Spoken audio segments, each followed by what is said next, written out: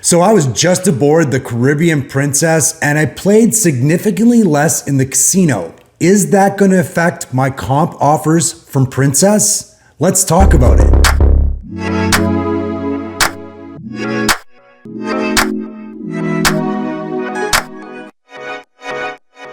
All right, so a couple of weeks ago, I got aboard the beautiful Caribbean Princess on a comp. Thank you so much, Princess. I had a great time. I chilled with friends. I've got a little bit more of a description of my experience on Caribbean Princess in my previous video, which I'll link in the description. For a number of reasons though, I spent significantly less time in the casino and I'm a little bit concerned that all these amazing offers I've been getting from Princess are going to dry up. If you want to see some of the offers I've been getting, there are several videos in my channel that I'll also link here in the description. So some of the reasons why I spent less time in the casino are, like I said, I was with a couple of friends. They aren't gamblers, although they did spend a little bit of time in the casino playing slots with me, which was a lot of fun. So we were doing other things. The bar service in the casino on Caribbean Princess was atrocious. You could not find a waiter. It was terrible. So we found ourselves leaving the casino a lot, or myself leaving the casino a lot, to head out to a different bar in order to get a drink. Luckily, I had the Princess Plus package, or otherwise I would have been sober this entire cruise. It was that bad. Also, the game selection aboard Caribbean Princess was really kind of poor. They have a lot of really old games, and then the games that are newer are really high volatility as well. And that plays into a little of the numbers that you'll see coming up. So for all of these reasons, I did end up spending less time in the casino. And like I said, I am a bit concerned that I might be getting less offers or no offers from Princess. So let's take a look at exactly how I did, and we'll compare it to my first comped cruise aboard Sun Princess a few months ago. All right, so as I'll remind you, the Sun Princess cruise that I took was the very first time aboard Princess. I had a great time. There's lots of videos about my Sun Princess experience on my channel. So I got aboard Sun Princess by using Loyalty Match. I just matched my Royal Caribbean Prime status and my offers on a website, which will also link in the description for you. And as a reminder of how I did on that cruise, I spent an average of 3 hours and 17 minutes a day in the casino. I've found for average daily theoretical, which is how you get marketing offers, anything between 3 and 4 hours a day is probably a safe bet for building up that good theoretical so that they're going to give you those marketing offers. I lost an average of $57.14 a day. I earned an average of 403 points a day, and keep in mind, with Princess, it's $2 a point cycled through the machines. And my return to player was fantastic on Sun Princess. It was 93%. I only ended up losing $400 on that cruise. Now for Caribbean Princess.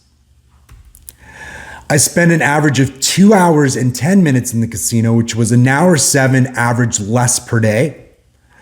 My win-loss per day was a lot more. It was $107.14. I lost an average of $50 more per day. And the reason for that is I ended up playing a lot more high volatility games because the funner games, the newer slots, were all higher volatility machines. So like Huff and Even More Puff, and the Buffalo game with the 3 wheels, it's a newer game, games like that. So those are just generally higher volatility. So you can go a lot longer with dead spins and by extension lose more money. My average points earned per day, 267, which was 136 points less. My return to player was terrible. It was 80%. Again, going back to that volatility thing, 13% less overall for the cruise. So what does this all mean?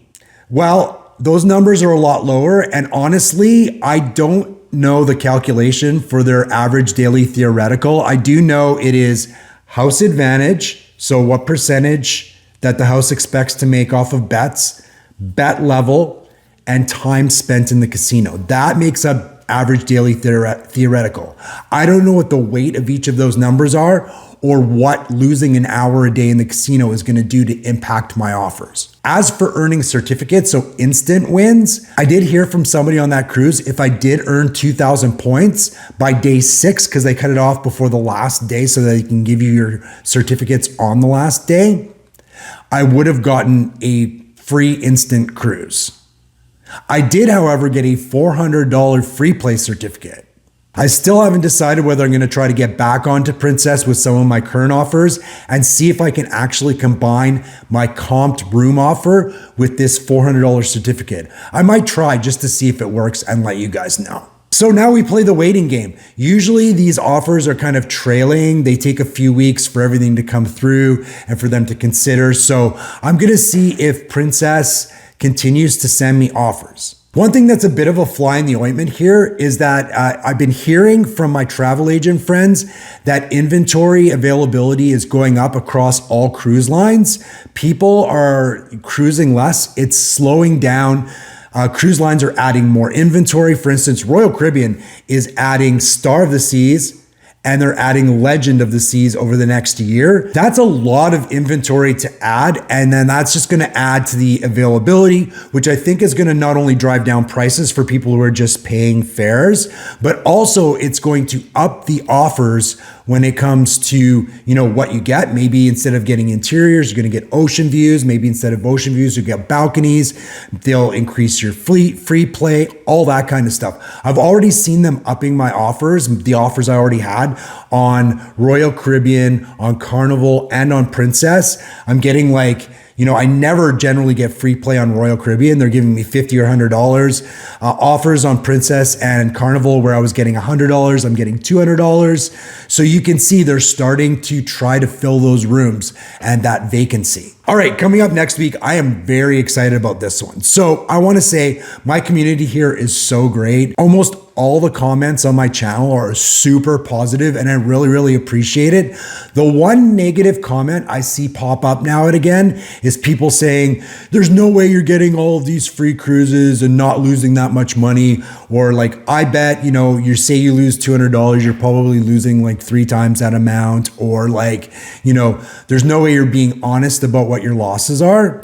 So I am going to bring the receipts next week. I'm going to break down my experience from beginning to end on Royal Caribbean, how many cruises I've been on, exactly how much I've spent, and I'm going to back it up with my win-loss statements for the last 4 years on Royal Caribbean. If you want to know when that video comes out, please subscribe to my channel and put the notification bell on. And if you like the content or you found the content of this video helpful, please send me a like. It really helps with the algorithm. It pushes it out to more people. And that is the biggest way that you can support my channel. As always, thank you so much for watching.